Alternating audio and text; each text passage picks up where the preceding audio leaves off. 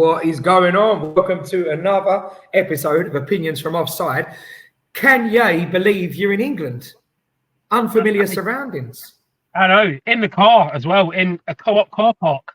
Is that where you are? Co-op. You didn't buy anything out of there, did you? Is that where you got your drink from? Yeah, I got my drink from, so that means I can stay here for an hour. It's fine. All right. Last time I was in England, co-op I thought it was really expensive. I went in there for it was just a drink and a sandwich. And it was ridiculously expensive. It's no Tesco's value meal. I'll tell you that now. If you got a meal deal, it's only $4.50. Right, that's not too bad, is it? Sandwich and what's that? Sandwich, crisps, and a drink. Yeah. See, I've got a bit of a bone of contention with that because a sandwich is not a meal, is it? No, you can have pasta as well. Yeah, I guess that passes. I'd be pissed off if I came around your house for a meal and you gave me a sandwich, though. Do you know what I mean? Strange old thing. So right, we've got some football to talk about. Where you want to start today? Anywhere on the agenda you want to have a little chat about? Right, this Sterling thing with Chelsea. What is all that about? Did you see the statement?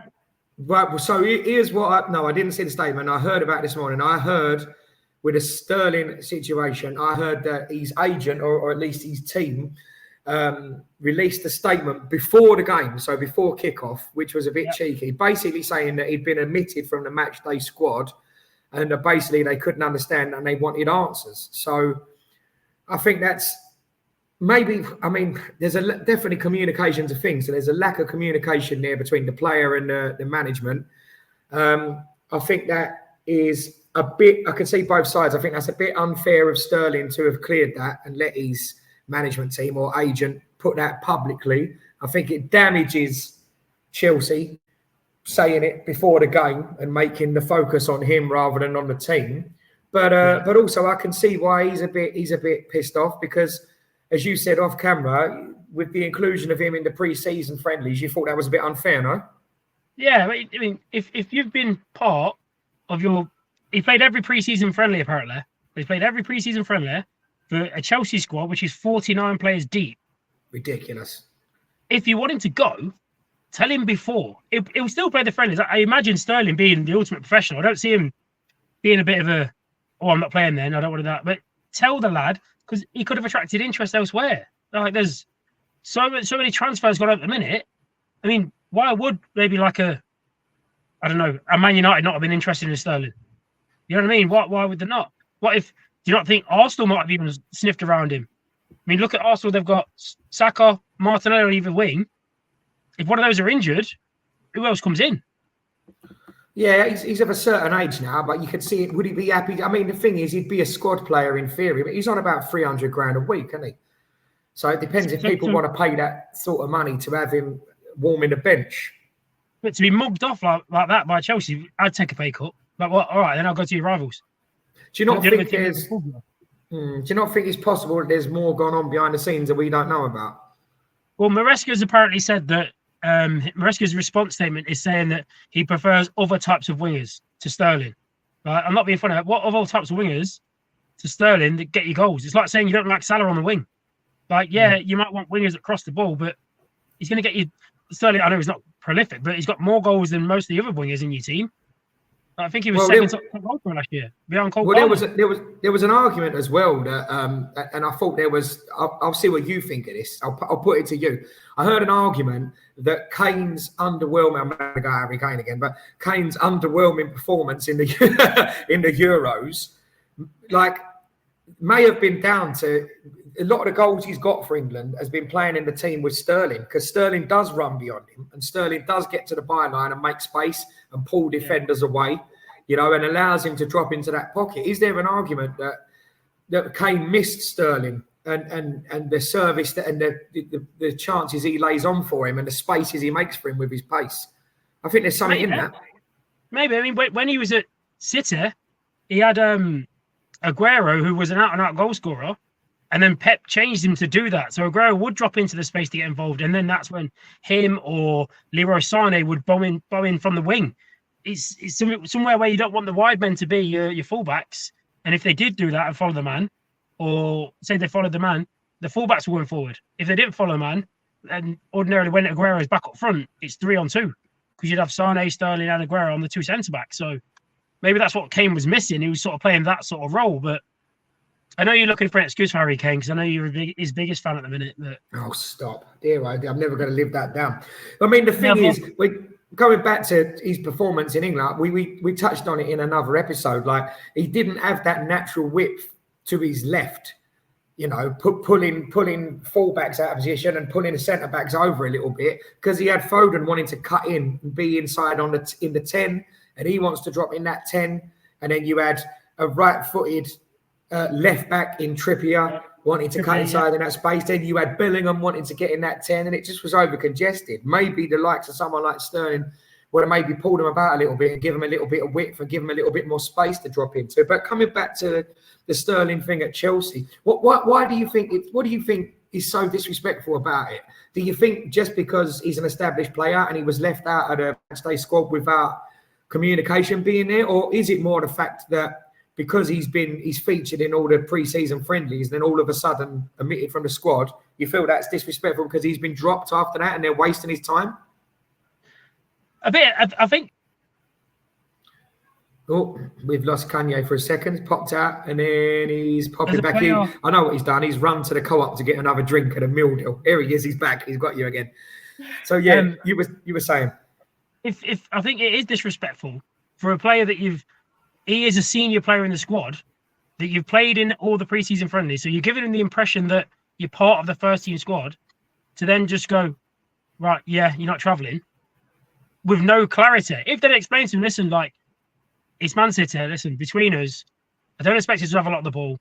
I don't want you to dent your confidence. I know we're probably going to lose this game, but I'm in a win-win. So I want to rest you for the big games, the game win.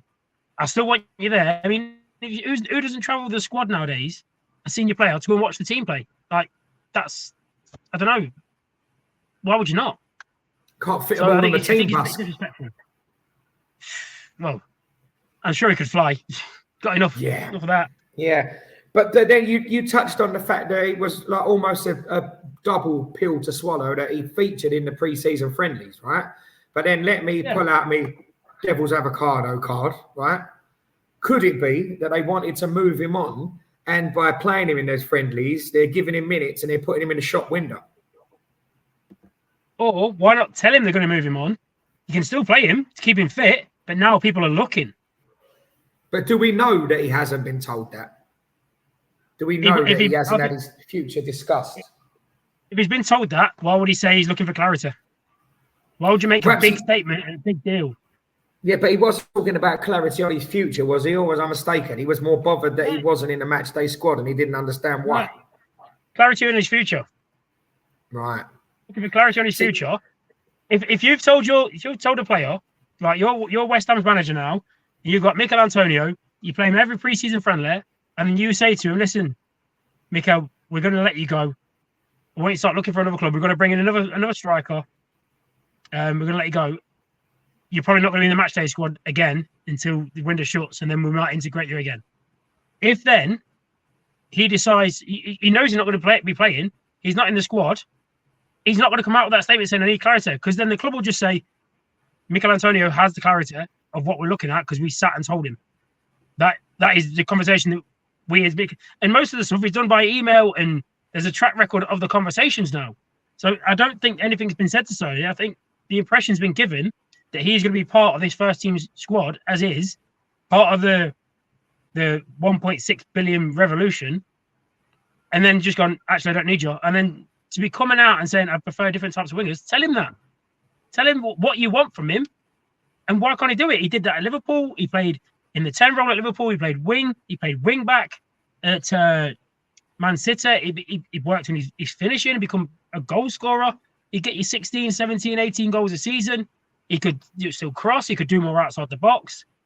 Tell the lad what you want. If he doesn't deliver, by all means, let go. But why do you want to go and spend 40, 50 million on a player that you don't know is going to deliver as good as what you've got? The whole Chelsea model, to me, makes no sense. Do you know that the Chelsea players in their current 46 squad have 191 years left on their contracts? Wow. That's to get around the FFP and all that, though, isn't it? Like, that's the reason they give them such long contracts. What they've also, the problem with that is, so when you sell a player, if the player hasn't asked to leave, you have to buy him out of his contract. You have to pay him up. So you have to pay him up for those 5, 6, 7 years, whatever's left. Yeah, it's a loyalty bonus, isn't it? If they don't request a transfer, then they're due like several million, which is what was holding up like the Wan-Bissaka to West Ham transfer, because he only had a year left on his deal, because he hadn't actively looked for a move, and Man United wanted to move him on to free up some money for that Mazraoui. They ended up having to pay him. They owed him 7 million. And they were saying to West Ham, well, you've got to pay if you want him. And West Ham were like, well, no, you want to move him on and free up some cash, you've got to pay. You should have agreed that in the original deal. Exactly. So they ended up negotiating down to, and it still ain't bad for a payoff, but people were making out like Wan-Bissaka was greedy. But blimey, if someone owes me 7 million, I want it. And they ended up giving him 5.7 as a payoff, and he walked away. And then obviously got a signing on West Ham as well. Just on the Sterling thing, I feel like we've spoke about this before on and off camera, and not just in football. Communication is so important, right? And I feel like this is a situation where there's a lack of communication, like on Sterling's part, on Chelsea's part, on his agent's part. That surely is the kind of thing that needs to be discussed and got given that clarity behind closed doors. The only reason you'll possibly put it out there is if you've got designs on forcing a move. Do you not think? Well, it depends. If you're Sterling, right, you're in Sterling's position. You're singing in this bar. You get the bar busy all the time. You're doing well. You're on good money there. Great. It's realistic so far. Yeah. So you turn up, and then you get told, right? Oh yeah, you're not on tonight. What? Why not tell me this before? I was on last week. Yeah, no. And the week before. Yeah, no. But you're not on tonight. Why? Speak to the manager. I'll do it after tonight. That has happened to me. Yeah, it's bullshit. Yeah. What sort of bullshit? Because at that level, with the footballers, the communication, and a brand new manager, to me, doing that to a senior player, that could be such a risky move from Maresca. Because you get the reputation of being difficult to work with senior players. Where are you going to go from there? Like, what's going to happen when you get to those like, I mean, who was the one who was supposed to be bad at it? Eddie Howe, apparently, was bad with dealing with senior players, according to Jermaine Defoe. Yeah, Jermaine Defoe said, like, one of the lads that everyone loved was Sylvain Distin. He got on with everyone, and just the way that Eddie Howe dealt with him at, must have been Bournemouth, I think it was, he just went, no, like, he literally lost 4 or 5 senior members of the squad because of how he dealt with one player. And that's what could be happening here with Chelsea. Like, Sterling has that attitude of, like, from the outside, he could be a bit of a big head or a bit of a showman. But I bet he is loved in the squad. Yeah. And this is an argument against when people talk about Eddie Howe taking the England job. If he ain't very good with senior players, how would he handle the England squad, the egos in that squad? You got superstars in that squad. This transitions nicely, this Chelsea conversation, onto the next subject on the show. And it is, are Chelsea in a crisis? Have they got a bit of a crisis going on? Simply because of the amount of money they spent. Now, we spoke, you and I, briefly off camera the other day about how they're getting, it seems strange to me, how they're getting around the financial fair play and all these regulations now. And the answer seems to be that they're selling off the youth players, which is 100% profit. But they've spent over $1 billion now, right? Yeah. And I don't think they've recouped that much in. And so I'll ask you about that in just a second. The other thing I want to talk about is I read this morning that Chelsea have had to have their changing room extended and extra pegs put up and extra places just to be able to fit all those players into the squad, right? And I heard an ex-coach talking about a different circumstance. He was talking about when he was coaching at Barnet. It was Martin Allen, actually.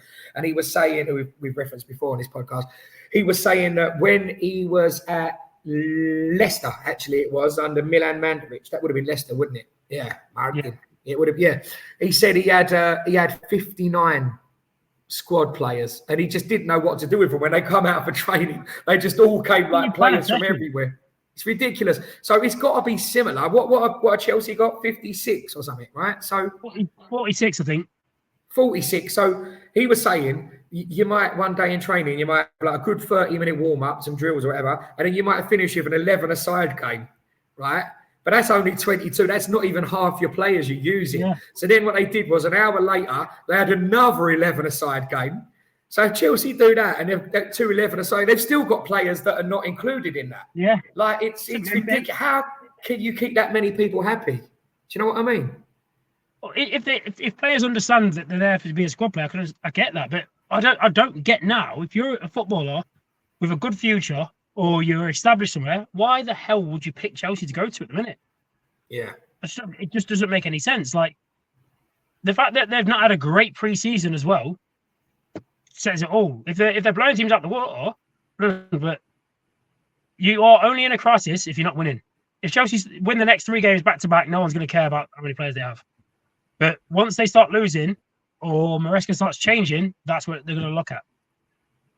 I can't see the benefit under any circumstances of having a squad that big. Like, even if you're competing on all fronts, you know, in Europe and whatnot, still like 40 odd, like 46 or something. You're not fitting them all in. You can only name 25. Yeah, that's what I'm saying. That's what I'm saying. And then within that, you've got to have a certain amount of 8 homegrown quota. Yeah. You've got to have a couple. They're filling them all off at the minute.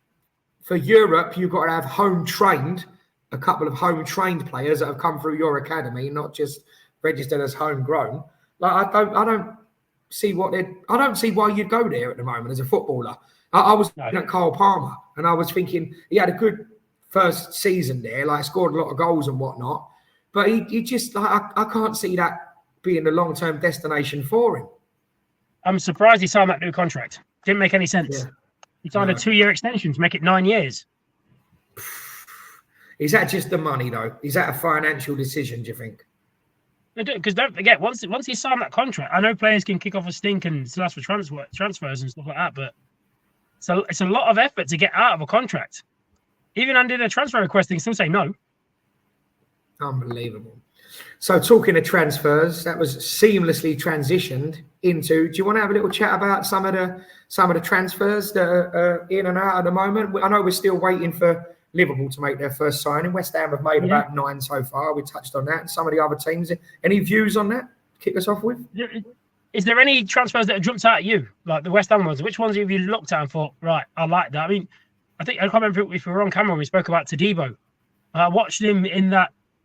I was puzzled by that statement. He was on for 17 minutes, and you said he was dreadful, but he barely touched the ball. Dreadful. You know what? He looked shaky. For a player that they've talked about as like a potential Barcelona defender and United have been interested in, he looked so shaky. Like, I don't know. It looked like he just, if I'm honest, it looked like he didn't want to be there. And so it was such a weird thing to... Go on. What did you see then, specifically? What did you see? Right, so the first one was a long ball came out.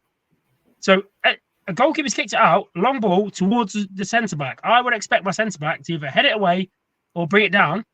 He's misjudged the flight of the ball and nearly let the striker in. He's misjudged it and it's bounced over him. And the striker just ran through. Luckily enough, he sort of got back and blocked it. But in his defence, you hadn't watched the rest of the game. What had happened before that was he'd gone up and gone for a header and cut his eye open and had it bandaged. And the ref said, you can go back on, but you're not allowed to head the ball. So he had to let it go over his head. For the oh, no, that was you, wasn't it? That was me. You in another episode. Right, me. Got it. Thank you. So yeah, that baffled me. And he had 2 misplaced passes from centre back with a back 3. How are you misplacing it? Misplacing the pass to the right wing back? That's baffling. I didn't really notice it. I would never have looked at him and thought that's a £50 million player. Never ever. Just I'll have to have a look at him. I didn't see what everyone else was seeing. Maybe it was just the one game and he's just got to get used to it. But he looked shocking. Right. I'll have to have a look out for that next time. I'm not sold on.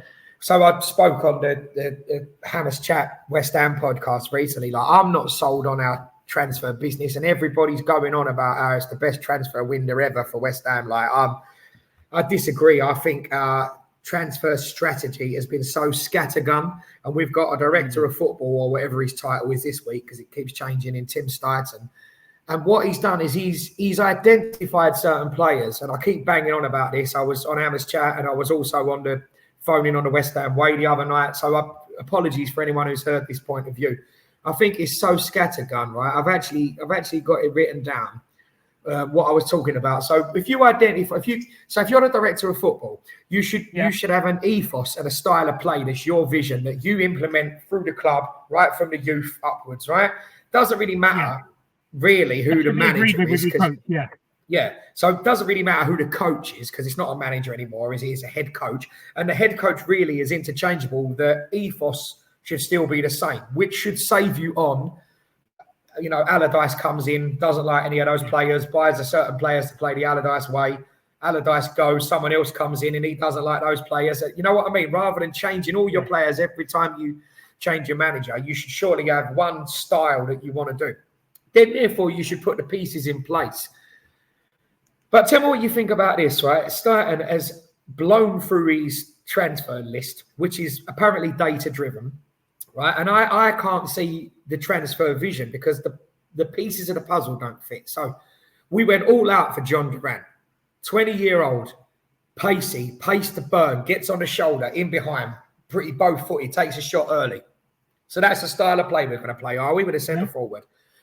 We were like 3 million apart in agreeing with Villa, which you'd think if you want the player and he's your number one target and he's the one who fits the pieces of your pawn, like the pawn pieces in your chess ball, go and get him. Instead of that, he goes out and he buys Guilherme, an unknown teenager from Brazil, which I'm all for taking a punt on, and maybe he'll come good, and maybe in a couple of years he'll be a 30, 40 million pound player and it will look like genius. But get your centre forward sorted out first, considering Danny Ings is well into his 30s and absolutely not doing the business. Antonio's 34, not far away from 35, lost pace, often injured, absolutely not doing the business. Like, we need a striker. So you've identified you want a young, pacey striker off the shoulder, right? Couldn't get him.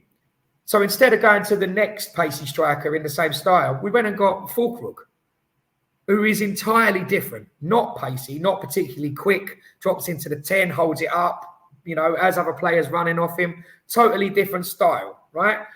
Then the right-back position was a big thing, right? So we were going after Walker-Peters. So apparently Lopetegui wants to play progressive full-backs that get really high in attack, put crosses in. And okay, so now you've got Fulkrug, so he's going to need service. He's, to quote him, I'm not the type of player that beats 5 defenders and puts it in the top corner. I need crosses, I need service, right? So you're looking at Kyle Walker-Peters to play up top. Don't manage to get him, so you go and get Wan-Bissaka, who's a brilliant, solid defender, but he's known for his one-on-one defending. He's not known for his being devastating in the final third. Maybe that can be coached. Maybe he can bring that side of his game out, but definitely it's a change in the ethos. Then you look at our left winger. We were looking at that Jota Silva, right? Who is left-footed, gets down the wing and puts crosses over on his natural side. After him, didn't manage to get him, so we go and buy Somerville from Leeds, who looks good and he looks direct, but he's right-footed, who likes to come inside on his right foot and shoot. He's not really crossing the ball for full groove, right? So that's, again, chalk and cheese. Centre midfielder, we were going after Youssouf Fofana at Monaco, who's a big tank of a player, like a Chet Kiati, but better sort of player, box-to-box, who can play a CDM, very good on the ball, and that's his, you know, sort of defensive qualities, big, bulky, big presence. Couldn't get him. So now we're halfway through getting that Soler, who's a tricky sort of number 10 that unlocks it. Like, and I'm not got any problem with these individual players. I just don't understand the transfer strategy. It's paramount to my little boy coming down saying, Daddy, can we do this puzzle? And I say, yeah, okay, where's all the pieces? And he says, well, I couldn't get them, but I've got some out of my Peppa Pig and I've got some out of my Paw Patrol puzzle. It makes for a shitty picture. And I don't understand the strategy. So in answer to your question, how I feel about the players at West Ham of Paul, it seems to be all over the place. And it's not just down to one player. You need to build a team around getting the best out of your centre forward. And you know what I mean? And it's been throw enough shit at the wall and see what sticks. Well, what if that's not what we're seeing is only half the plan? What if it's not? We're looking at this player or this player? What if West Ham are looking at this player and this player? So say they're still looking for a Fofana centre midfielder still in there, but they wanted Soler in a similar way anyway. You know what I mean? Because like maybe they were looking for a 10 for when they have full role. Because there's going to be times maybe they're looking at the squad picture. So instead of like maybe they were using like an example with Duran, they were saying to Villa, listen, if you don't want to meet us in the middle, we're going to get Fulrug. So then they got him, but maybe the plan was always to get him regardless and have him as well as for the games where Duran is not hitting it, or if he's off his game, or there's going to be a chance where they need the ball holding up and holding back. Maybe we're looking at the small picture while they're looking at the big picture. Maybe that's just me playing the older devil's avocado. I hear that. I hear your devil's avocado, and I would agree if it weren't for the fact that we now have Antonio, who's basically a big, bulky, hold the ball up and bring players into play, and Fulkrug, who is the same style of player. Ings, we're trying to get shot of, and we're now being told that we've spent all our budget, and we've exceeded our squad placements. So we've got no free spaces in the squad. So now we're in a mad rush to try to offload Zuma to Dubai, and he's fouled a medical because his knees are shot. We're now touting Ings around because we need to offload players before we can bring anyone in. Isn't Ings your highest earner? He's what? Isn't Danny Ings your highest earner as well? Maybe. There's rumours of him 125 grand a week, and he just doesn't fit the style. He needs to be in a 2. You know, he was all right at Burnley in a 2. He needs to be in a 2. But for us, he's not going to be in a 2. He's not really going to feature. And I'm finding it weird. So now they're trying to offload either Zuma, Aguirre, Kufal, Soucek, James Ward-Prowse, Ings, possibly Antonio. We'll listen to bids for, because now we've got a full squad, and we haven't got, if it was that bigger picture, we haven't got a different option. Like if your target man bringing people into play ain't working, we've got no one we can bring off the bench like a Duran who's going to stretch defenders and get behind. So I don't know. How are you feeling about Liverpool? I read this morning that they're looking at the Georgian goalkeeper. How are you feeling about that? I understand the process of it. I just don't. Apparently, from what I've heard, is we're looking at this now because other teams are interested in him. So we'll take him now, loan him out for the next year back to Valencia. Because I didn't realise he was only 23. I thought he was a bit older than that, but he's only 23. For a goalkeeper, that's very young. Yeah. Yeah, and then with that, that gives us time to get the money we want for Kelleher, if we want. Because then we're not in any rush. We've got a goalkeeper there. That'll be the plan. So I think we will buy. I mean, I think I heard someone else talking about it, and I agree with what he was saying. I think Liverpool have gone to this stage where the owners have gone, right, do we allow the manager to rip the squad apart and put his stamp on it, or do we let him add a bit by bit and go from there, or do we just say, right, this team could win the league. It's good enough to win the league. 11 on 11, we could beat anyone in the league. You can only say that maybe about 2 other teams that could beat literally anyone. There's us, Man City, and maybe Arsenal. But with that, I think no talk on Van Dijk signing a new contract or looking at it. I think we're going to lose Van Dijk. I'll be very surprised if we're going to lose Van Dijk and we let Van der Berg go as well, because rumours of him going Brentford. How old is Van Dijk? Van Dijk is 32. Right. Centre back though. Yeah. You could play at a good level to 36, 37. Especially in a team that has the lion's share of possession. It's not like you're a team that's getting battered for 90 minutes. You know what I mean? Yeah. And we've got pace around him with Konate. We've got Robertson. There's also talk of apparently this being Trent's last year. Right. They've realised he can't defend. Hey, that is a conversation for another one, because I've got massive evidence to prove against the Ipswich game. The Ipswich game, yeah, he was caught out of position a couple of times, but that's because of where he was to cause danger against Ipswich. So just back to the goalkeeper thing. Have you not got any promising young goalkeepers coming through your academy? Because your academy seems to be smashing it. Kelleher's the main one, right. The Irish goalkeeper. Kelleher. And they want to get rid of him. no, we don't want to get rid of him. He wants to play, and you can understand that. Like he's basically, you got Juventus sniffing around him. Like I completely understand why you'd want to go. Like, listen, if they're willing to pay 30 million for me, let me go. I can go and play. He's already Ireland's number one. Like, let me go and play and maybe go and get a Scudetto in my name. I can understand that. Yeah. Is there anyone else you fancy to bring in to Liverpool? Who else you linked to?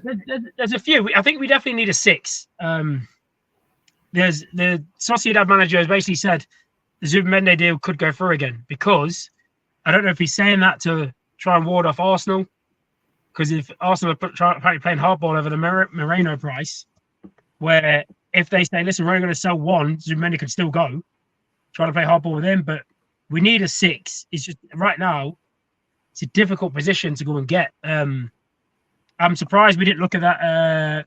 Is it Archie Gray? He's just gone to Spurs from Leeds. I'm surprised we didn't look at him. I don't know if he's a 6. He's more of an 8, though, isn't he? He's good. He takes the ball off the centre back. He's got a shot throwing very quickly. He's a good player. But it's hard. It's a position that you don't really see many around. I mean, I know you've got Eddie Alvarez, who does that job quite well. You've got Arsenal, got Declan Rice. But then you look around, bar Rodri, who else has one? Like, even Salcedo, who we were after, he's not done it. No, nor's Endo. Endo Fernandez has been average. Yeah.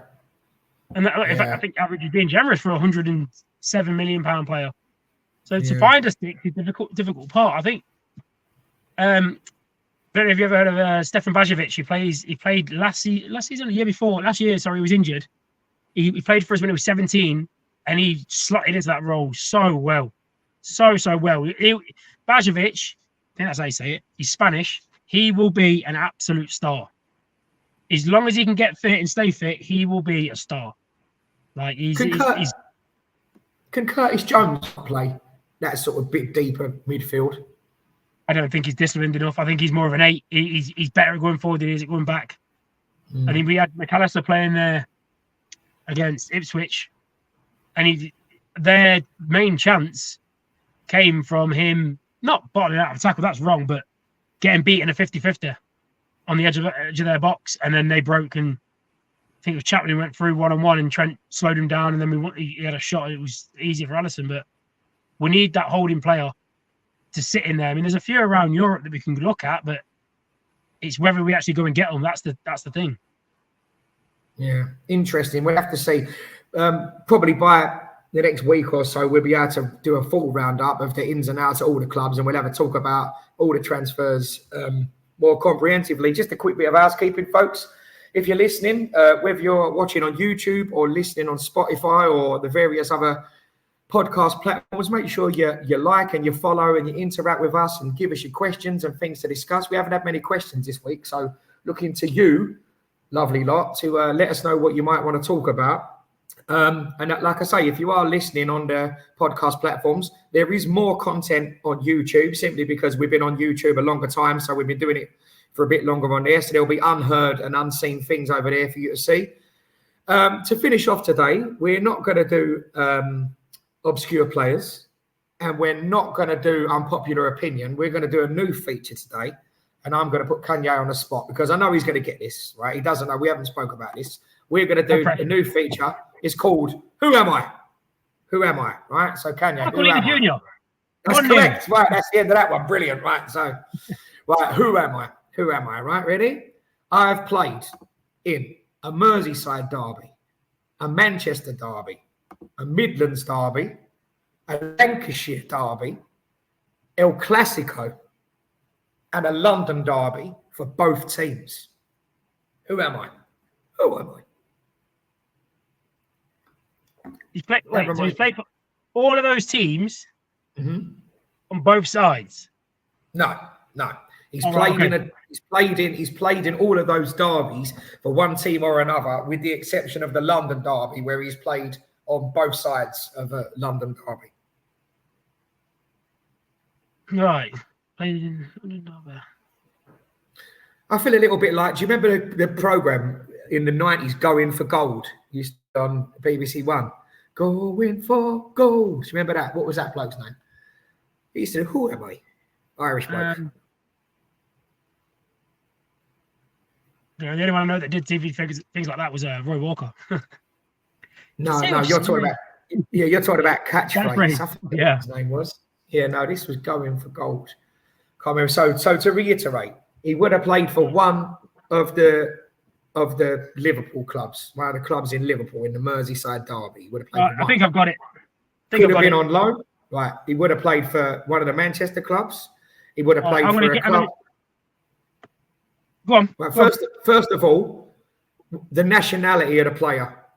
What is it? The national? Pardon? French. You've got it. Yeah, he's got it. I fucking knew you'd get it. Go on in. So he played for Liverpool. He played for Real Madrid. Yes. He played for Bolton. Yes. Manchester City. Yes. Arsenal. Yes. Nicholas Anelka. Yes, it is. Absolutely banging.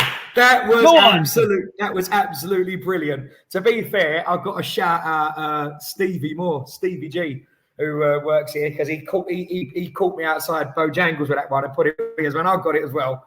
But yeah, I thought that was a good one for you. So there you go. And a new little feature. You'll have to find. Go on, you'll have to find one for me. I'll challenge you next week. Next time I'll have one. No worries at all. Looking forward to it. Well, ladies and gentlemen, that brings us up to the end of another fine episode. Today we've spoken about transfers. We've spoken about Chelsea and the chaos that they've got with their monumental 165 million person squad. We spoke about Raheem Sterling and the way he and his agent, his management team, handled certain things. Again, any feedback or contrary opinions or anything you want to add on those subjects, please let us know. And we will definitely broach it and talk about it next time. But for now, thank you for joining us on another episode of... Before we go, before we do the opinion outside, I'm going to do it. Yeah. So I don't know about you, but I've had a lot of people messaging me, get me on. I want to join on the conversation. I want to join the conversation. Yes. So what I'm going to do, let's see if they're listening, right? I'm going to throw a name out. And if that person who I mentioned says, you said my name, get me on, they'll be on our next episode. Right, so I'm going to throw out a name. If you've got one, you can throw it out as well. Right, let's reiterate. We're going to say the name of a person. If this person has watched this, if they message either of us and say, you just mentioned me on the podcast, they'll be the next person to come on, yeah? Yeah. I'll say a name, you say a name. Right, go on then. I'll go first. My old Lineker's friend, David Arrowsmith, the Brummie man himself, played very good level at football, almost made it at Forest until an injury. Dave, if you want to come on, all you have to do is say, you said my name, I want to be on, and you'll be on next. David Arrowsmith, you got the call, mate. Come on the podcast. Let us know you've heard. My shout is Mark. He's ringing me now. My shout is Marco Morelli. Get yourself on it. We want to talk about Italian football. We want to talk about Inter. We want to talk about 90s and 2000s football and anything else you want to talk about. So, Marco, if you're watching, this is your shout. Give us a message. Let's get you on. Let's do it again. Thanks for listening. Until next time on Opinions from Offside. We'll see you again soon. Keep balling. Keep balling, baby. Balling, baby.